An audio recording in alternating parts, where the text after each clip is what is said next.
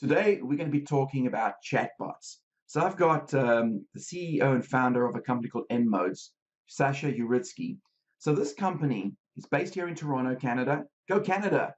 And they actually build chatbots to help companies on the front end. So with e-commerce, close more deals automatically using AI technology.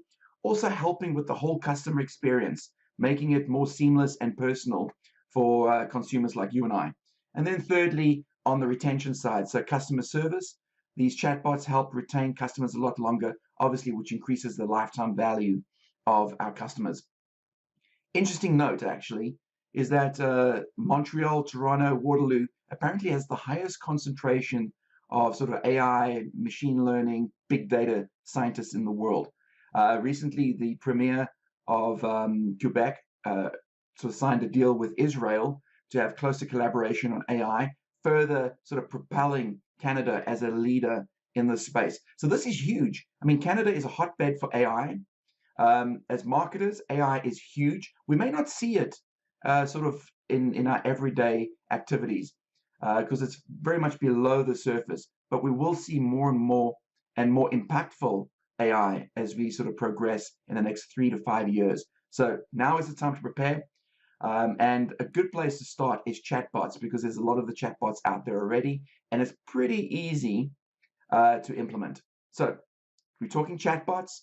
I hope you learned as much as I did. So, Sasha, great to have you here today. We want to learn more about nModes, what you guys do. From what I've had a look at so far, you at nModes, you focus on the sales process, basically using artificial intelligence like chatbots to help not only drive conversations, but also convert more customers. Yes, you described it correctly. We create artificial intelligence solutions for the business sales process. And when I say sales process, I use the term broadly. It includes actual sales, marketing, customer service, reputation management, and all these aspects.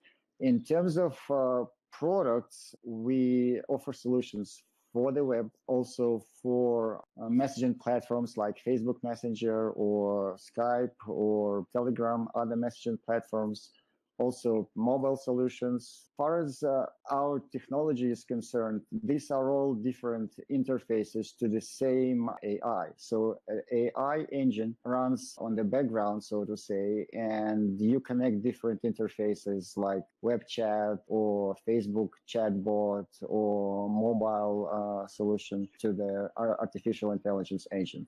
Right. So how does it actually work? So, for example, you say that you use things like the Facebook Messenger and other chat solutions. Is there a lot of programming on the back end, or do you leverage sort of platforms like Watson?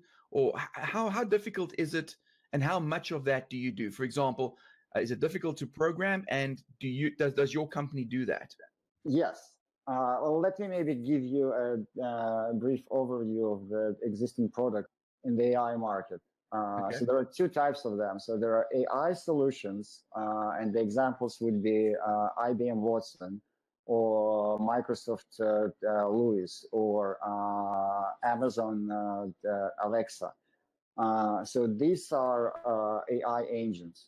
At nModes, we actually have our own AI engine, which is maybe not as powerful as IBM solution or Microsoft solution, because we obviously don't have all these computational capabilities as they do.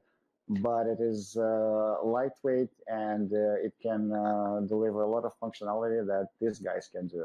So that's one type of product, AI engines. The second type of product are chatbot frameworks or chatbot platforms. So the examples would be API.AI, that's just a company, Bit.AI, ChatFuel. So I'm just naming the companies here. Right. So they don't necessarily have AI capability, but they can help you as a business to build a chatbot or similar type of product. And so they help you to build it on their platform, and they help you to connect it to the interface like Facebook or web or mobile. Does that make sense? That makes sense. Whether you work with AI engine like IBM Watson, Yeah, or platform, you usually require some kind of technical knowledge.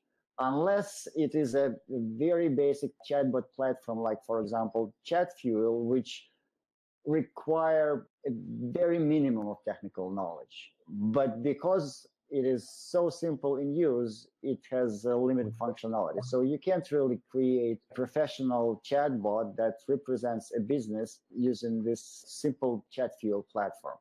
So if you want to have some professional, so you use the platform and you need to have your own technical capability in your team to make the solution that you need. Right. Yeah, so sometimes it does require a lot of programming, sometimes it requires less of a programming, but in general, you need to understand that you do need to have technical knowledge on your end, whether it's a full programming capabilities or more integrating different parts and putting them all together, and knowing how to deal with AI engines. So depending on the on your specific requirements, so it might vary, but usually you do need technical knowledge when dealing with either those chatbot platforms or AI engines. Going back to your original question about nModes, the way we differentiate ourselves is that we say, when you're dealing with us, you don't need to have any technical knowledge. You come to us, you tell us your business requirements, and we do the rest. So we can work with AI engines, we can work with chatbot platforms, we can use our own resources to create a solution without those two components. We can use our own AI engine. We can develop a custom-based solution for you. The point is, you don't need really to have any technical knowledge in regards to AI when you're dealing with us, because we do everything. We cover all the technical aspects of your solution. Fantastic. And are there any limitations in terms of the customer? For example, do they need a certain amount of data to draw upon, or is that irrelevant? Can you work with any size company? Yeah, no, really no limitations. I'm just curious, when programming, I mean, is there a specific language that you have to use to program, or can you use different languages? Wide variety. So there are no major limitations. So you can use any language you want. Obviously, there are some languages that are better suited. It does depend on what technology people sometimes call technology stack, meaning what kind of technologies do you use of your solution. As a simple example, so you obviously know that there is Microsoft Windows operating system, right? Which is developed by Microsoft, and there are other computers, like, for example, MacBook, that is running on a different operating system, right? So if you, for example, a Microsoft shop, if you buying products from Microsoft, then it makes sense for you to stick with Microsoft solutions, and they have solutions for almost everything. So that determines, in a sense, the programming language that you're going to use. So there are some languages that they work, Microsoft, they develop their own programming language. So you most likely will use that language if you're using Microsoft product, if you're using Microsoft stack. Right. On the other hand, if you're developing on MacBook or on Linux, which is another operating system, you most likely will not use Microsoft programming language. You will use other programming languages that are better suited for this operating system. Tell me, before I forget, in terms of the nModes, I mean, you said there were a number of services. Where are you finding the most business? Is it, for example, customer service? Is it on the sort of the concierge type chatbot? Where do you see most of your clients requesting help? That's a very good question, because what we see is market changes very, very fast. So what happened in the last 3 or 4 months is a huge interest in chatbots, specifically Facebook Messenger chatbots. If you have a couple of minutes, I can explain to you why that happened. Facebook Messenger chatbot has come up a few times when I've spoken, not necessarily in terms of the conversations that I've been having with people, but just in the general world, I'm hearing more and more about the Facebook Messenger. I think they only opened it up pretty recently as well, didn't they? Yes, there is a lot of economy reasons behind that. So what's happening is there is a certain paradigm shift in terms of what kind of solutions businesses are looking for. So What I mean is that we all used to have mobile apps, right? Like 5 and 10 years ago, as a business, we all wanted to have our own mobile app, right? That's not the case anymore. So what's happening is instead of mobile apps, businesses now, they want to have chatbots. And the reason is because it is simpler for the consumer.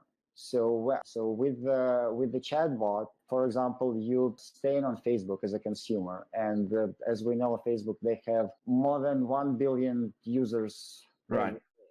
So that's a very huge number. So there is a lot of people, a lot of users, they stay on Facebook because they're part of their life. So the businesses, they want to be where the consumer is, right? So if you as a business, if you can make the user talk to you, communicate to your brand without leaving the place where they are anyway, that's an advantage to you, right? So people, users, they spend lots of time on Facebook, and as a brand, you want to be there and you want to make it easy for them to talk to you, not only to their friends. And that's exactly what chatbots solve. The interactions I've had with chatbots, I mean, I didn't even know the difference. It feels very, very human. I came across, I think it was an article recently where I think it was both 1-800-Flowers and Staples were sort of testing some of the IBM Watson power for chatbots.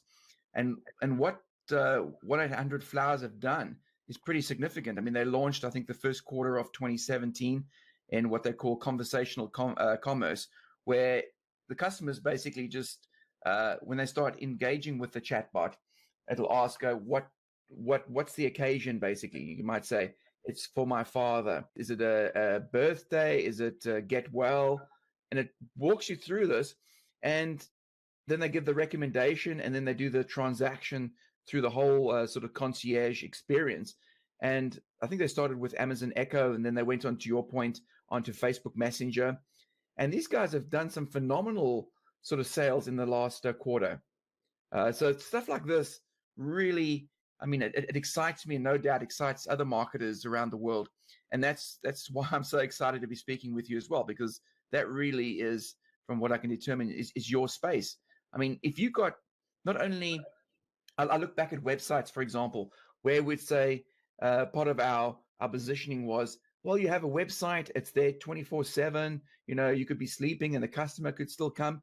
So the chatbot takes that to the exponential level, that it guides you through it. It'll have the conversation. It'll help close the deal.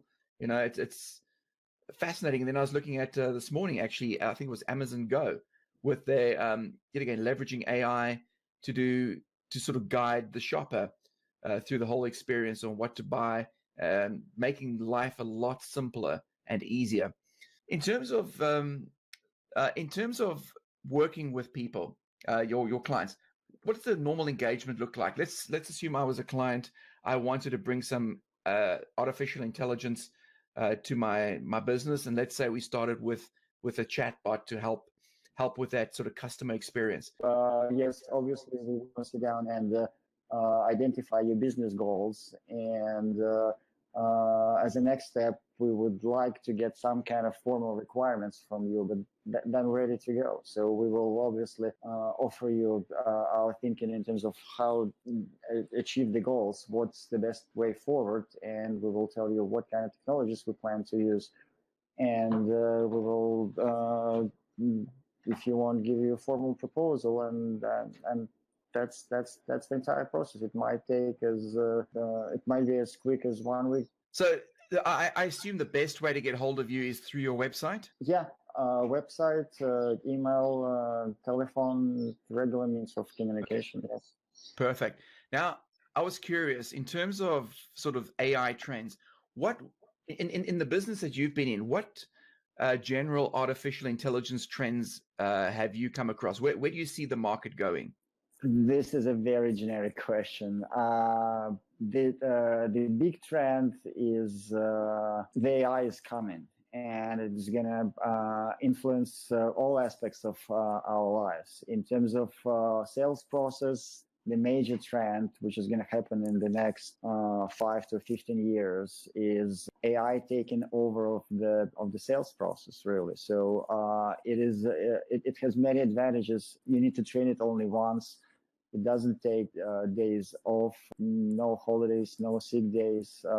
It is working 24/7. And so the moment you can get AI to the level where it is not really much difference between communication with AI system and communication with a sales professional, the moment you can achieve that level, AI will most certainly become the preferred way of dealing with with all aspects of the sales process. So it is also the only sustainable way for businesses in the future. That's, in my view, the major change that is coming, and the early businesses accept that and start dealing with that. Easy it is for them to create a sustainable model for their businesses.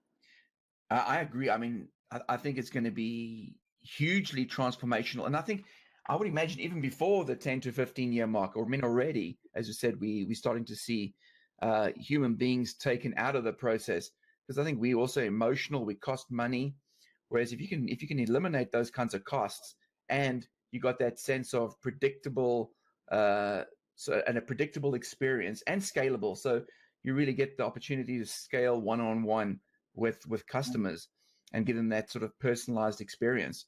I think you're right that yes, the process has started, but we're at the very early stage of this process. So when I say 5 to 10 to 15 years, I mean this is where the technology and the solutions based on this technology will mature enough to influence this transformational change we're talking about. I think Forrester, they said that by 2025, there will be about 25% of all businesses worldwide will be AI based. Well, maybe it's not going to be 2025, maybe it's going to be 2027, and maybe not 25%, but 28% or 23%, but the trend is unmistakable. Sort of rounding off the conversation, I want to ask you one last thing in terms of getting some advice from you. What advice would you give to a company that's never sort of explored AI and they're looking at getting into AI?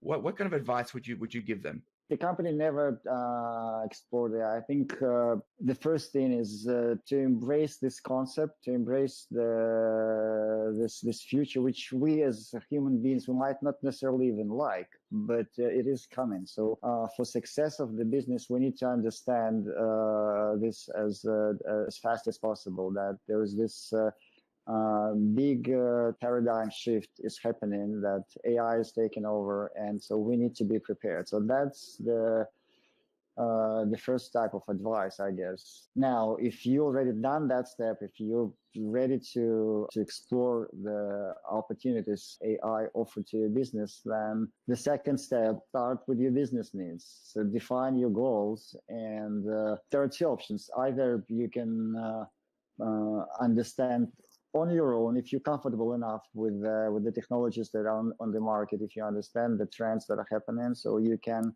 decide for yourself how you're going to incorporate AI into your business process. And we have lots of customers coming to us with their own ideas, and they just ask us to implement these ideas. So the second option is that if you don't know, but you feel that there is a need for you, you feel that, yes, this change is going to affect your business, then seek some kind of professional consultation. There are more and more people who do understand how AI works and do understand the impact of artificial intelligence on the business process, and they most certainly should. Sorry, just one last thing. I want to check, does artificial intelligence require a lot of maintenance, or you build it once and it learns itself, or how much maintenance is involved? Just like any software. So obviously the advantage of software, its sustainability, is that once you build it, it can run on its own. So there is obviously some kind of maintenance, but it's low cost compared to, for example, heavy machinery or like traditional systems. So no, not very much. Okay, excellent. So Sasha, thank you very much. I mean, this has been very insightful. I wanted to learn more about sort of the conversational chatbots and how they can help us make more conversions in the sales process. So this has been a fantastic, and I would say also kudos to you in terms of an understandable conversation, because smart guys like you, I mean, you've got a lot of knowledge in your head that us average people just can't understand. So thank you very much for that. I wish you the best, and no doubt we'll be chatting again soon.